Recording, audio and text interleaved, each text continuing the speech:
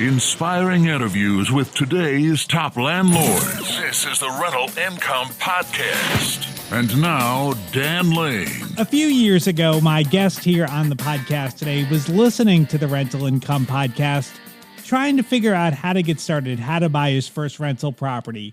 Well, after listening for a while, he finally felt like he knew enough and he was ready to get started. Chase, why don't you take over your story from here? Well, Dan, I've been listening to you for 8 years now, and after 2 years of listening to you, I finally had the courage to buy my first rental, and since then, I've just been snowballing my profits into other rentals, and I've been extremely lucky along the way. That is awesome. And where are you right now income-wise? Well, I just got an accepted offer on a duplex, so that'll bump it up to $22,000 net each month. Wow, $22,000 net on his portfolio. That's really remarkable. On the show today, we're going to figure out how we did this, how we went from listening to the show to coming on the show and telling us about making $22,000 a month. Joining us on the show today from Indianapolis is Chase Bauer. We'll take a quick break to thank our sponsors. We'll come right back and we'll talk to Chase. I've had tenants that have either broken their leases or stopped paying rent, and I'm sure you know that this can be very expensive. It's very easy for the cost to exceed the amount of money that you're holding for a security deposit, and because of this risk, I started using the Guarantors to guarantee my leases. The Guarantors protects your rental income against rent defaults, vacancy loss, lease breaks, holdovers, and more. And this is all at no cost to you. Your tenants pay for the insurance premium. If you want to learn more about their platform, check out my bonus episode from September 15th, 2022. It's titled, Is This Better Than a Security Deposit? If you're ready to sign up, you can enroll within minutes by visiting theguarantors.com. Again, that's theguarantors.com. It's a lot of work to find a really good rental property, and when you actually find that property, you want to make sure you're working with a lender that can get that loan closed. The lender that I recommend is Chaley Ridge from Ridge Lending Group. She's a nationwide lender, and her specialty is helping investors finance rental properties. She has a ton of loan programs, and she can find something customized to you for your situation. If you want to find out more or you're ready to get started today, just go to ridgelendinggroup.com. That's RIDGE lendinggroup.com. NMLS 42056. Rental Income Podcast. Chase, $22,000 a month in cash flow is pretty incredible. Are you still working full-time or are you living off your cash flow at this point? I'm still working full-time just because I have a really good job with the federal government that allows me to kind of work from home and still have the benefits that I need as far as insurance, retirement, and whatnot. If I continue to buy, then, I might get to a point where I need to kind of just go real estate full-time. Yeah, but if you're happy at your job and it sounds like you've got a good setup, I mean, why not keep doing that? So are you living off your day job money and then reinvesting all the cash flow? Yeah, for the most part, I would say that my job covers all of my normal expenses as far as my mortgage and my food and whatnot. And my rental income just goes into an account, and every so often I try to buy a new property. That's great. And so that's how you're funding your purchases today, is just saving that cash flow. Right. Awesome. Now, as far as the equity that you've created in your portfolio over the last couple of years, how much value do you think you've created, both with the market going up, but then also with you increasing the value of the properties you bought? So I'm all into my properties at a cost of about 1.4. And that's, spread out over these 8 years. And now that's probably worth about 2.8. A lot of my properties have doubled, if not some have tripled in value that I've had since the beginning. And yeah, they've just really gone up. Wow. I mean, you are right now just at kind of a magical spot where you've got great cash flow, but then also you've got this equity you can tap into to continue to grow. So it's like I just think you've worked yourself into just an incredible spot. So tell me about your portfolio. So I mostly have one bed, one bath duplexes and two bed, one bath single family homes. For me, those have been the easiest to rent out. And the one bed, one bath duplex from a cash on cash return gives me the most bang for my buck from what I've, done the math. The properties are smaller in square footage. The roofs are pretty easy to fix.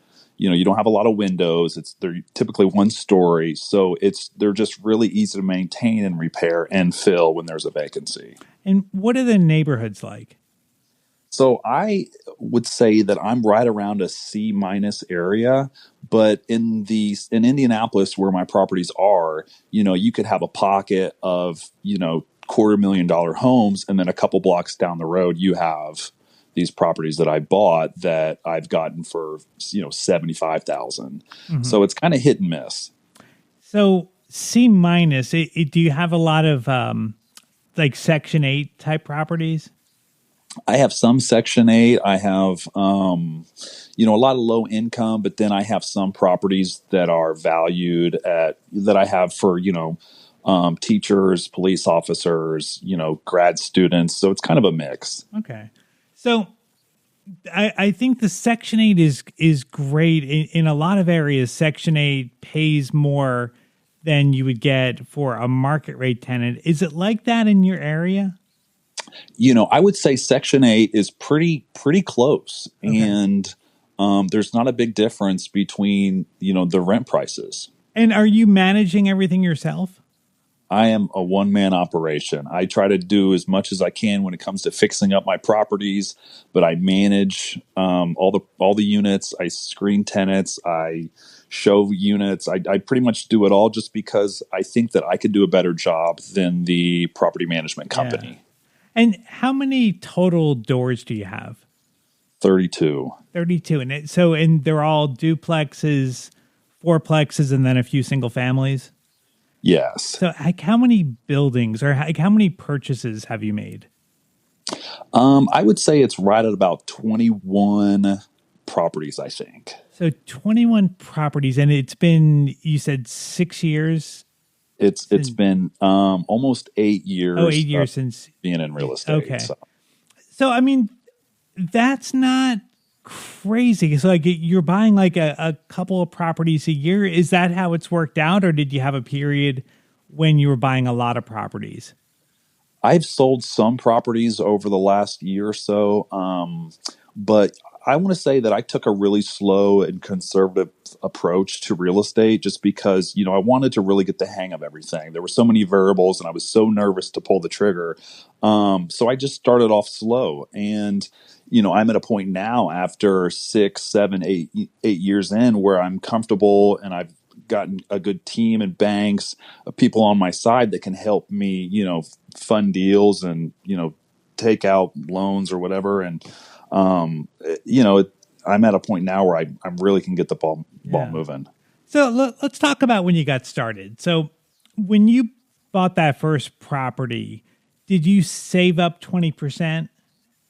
Yeah, I had a pretty good nest egg, and the first house that I bought I think it was like 60,000. So, you're talking 15 grand, 25% down. I bought it, moved into it, and the girlfriend rented out her property, and she was netting like, $400-500 a month in rent after her mortgage. So a couple months in, the light bulb really went off, and we were like, man, this can't be this easy. So, a couple months went by, and then I bought another one and was profiting $400 a month after mortgage, taxes, and insurance. And then I saved up as much money as I could for that third deal. And then, took that income into a fourth deal and then a fifth deal. And that's kind of how it all started for me. And so everything has been regular, like saving up the down payment and buying the property. Like you mentioned, you sold a couple of properties, but like, did that help you fund your down payments, or did you save along the way? So I'm a big saver, and I've been a big saver since I was a kid. And what helped me fund some of my properties was I bought a duplex and then cashed out of it, or bought a duplex cash and then pulled out a loan on it and got, all of my money plus, like, I think it was like 30 grand at the time. And then I took that cash and bought 6 single family homes. And then a year and a half later, I ended up selling those same houses that I think I was all in for about 180, and I just sold it last year for 345. So I did a 1031 and spent all that money into more duplexes. And that's kind of where I'm at now, to the point where I'm pulling out 80% of the value on these duplexes that I just purchased with the 1031 money. Well, I mean, that sounds crazy. Let me walk through that with you a little bit slower to make sure that I understood it. So you bought a duplex with cash. That was the first purchase, like in this chain of properties. Yeah. Years ago, I bought a duplex cash, I think for 95, and then later refinanced and got it valued at 180, so I got 125 back. Okay, so then you took that 125, and then what did you buy with it? And then I had some savings left over, and I bought 6 houses for $180,000 off a guy off Facebook Marketplace that was getting out of real estate. So I pretty much got a good deal, from that guy, because he was ready to retire. And then you took those 6 houses and you sold it for $325. And then, so a year and a half after collecting rent on these properties, I ended up selling them as a package to a guy from Chicago for $345. Wow. I mean, that's how you do it. I mean, so then you've got that profit. And then what did you do with that? So I took all the profit and all the cash from the purchase, my purchase cash, and I bought 4 duplexes here in Indianapolis that are next to a lot of my other properties. So those 4 duplexes that I just bought are right around, if I do the math, I think it's right around 450.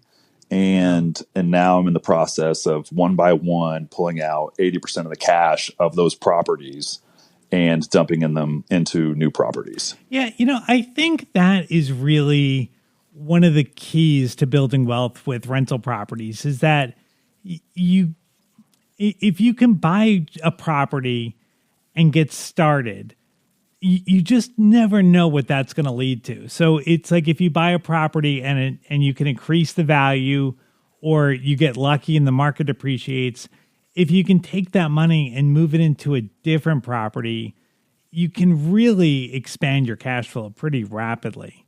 Right. I mean, real estate's so forgiving, though, and people think that, if I buy this house and the market turns, then I'm going to be, underwater and be in some trouble. Okay, well then just wait another couple of years for it to go back and collect rent along the way, and you'll be fine. So, Now with the C minus type properties that you're, or neighborhoods that you're buying in, like, a lot of times, those can be really management intensive. You a lot of times have to be hands-on. Are these properties taking a lot of your time, or is it somewhat hands-off? A lot of my properties, I go in maybe once every 4 to 6 months to change the furnace filter, and that's it. Like, I have such good tenants that, I'm below market, so they appreciate that. I don't go in there and raise the rent, 25% a year. I want to keep my tenants happy. I want to keep them there, because it really gets expensive when you have that turnover, because now you have to fill the vacancy, and now you have to list the property. So that's what's most time consuming for me. So if I can keep a tenant happy, and make sure that they take care of the property, I'll take care of them, and I won't, make the rent crazy expensive. But a lot of my properties, I make sure that they're just stable from the start. I want all the outlets to work. I want to have a newer water heater. I want the roof to be in good shape. I want it to run smoothly. And if you just check all the boxes before you get somebody in there, you're not going to have a lot of problems. Yeah. So it sounds like you're probably also doing a really good job with screening. I feel like I am. A lot of my tenants will tell their friends like, "Hey, I got this landlord who's really good. He's a really good landlord. He responds to phone calls, blah blah blah." So I have people calling me like once a week, like, "Hey, do you have anything available? Can you put me on your waiting list?" Blah blah. And then when something comes up, I'll call them. But I want to make sure that the income's there. I don't pull credit. I don't have an application fee.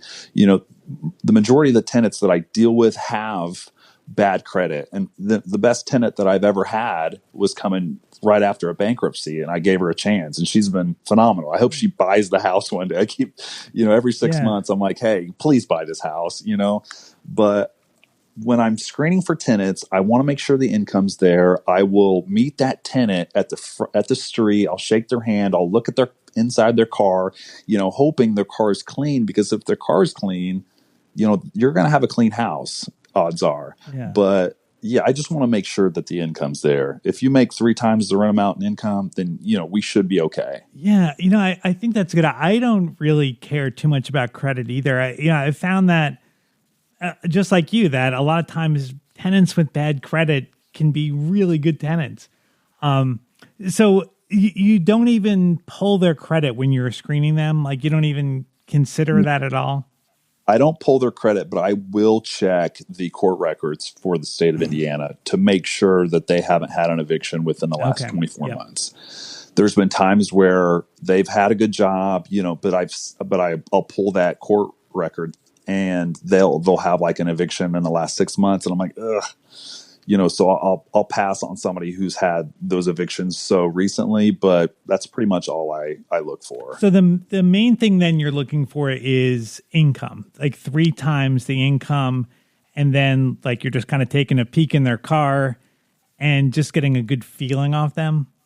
Yeah, because I've had tenants that had great credit, good income, and they've been horrible tenants that have destroyed the place. So there's nothing that you can check off that this tenant is going to be perfect and not going to, break something or, flood your house. And then once they move in, are you doing a standard 1-year lease?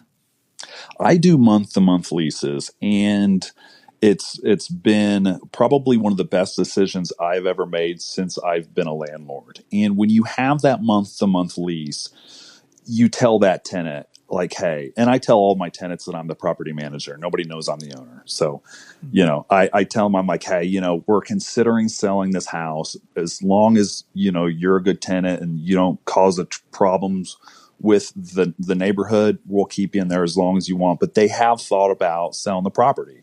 So, if I get calls from the neighbors like, "Hey, this guy's partying, at 3 a.m. and keeping everybody up and causing trouble and blah, blah, blah," I'll send you a 30-day notice to vacate, and then we'll move on to the next tenant. But that has been probably one of the best decisions I've ever made as a landlord, is that month-to-month lease. And do you have more turnover? Like with people being on a month-to-month, do they ever think after 6 months, maybe I found a cheaper property across town? For people tenants hate to move. They really do. It's when I first started, I was moving every 6 months, doing sweat equity into properties, and moving sucks.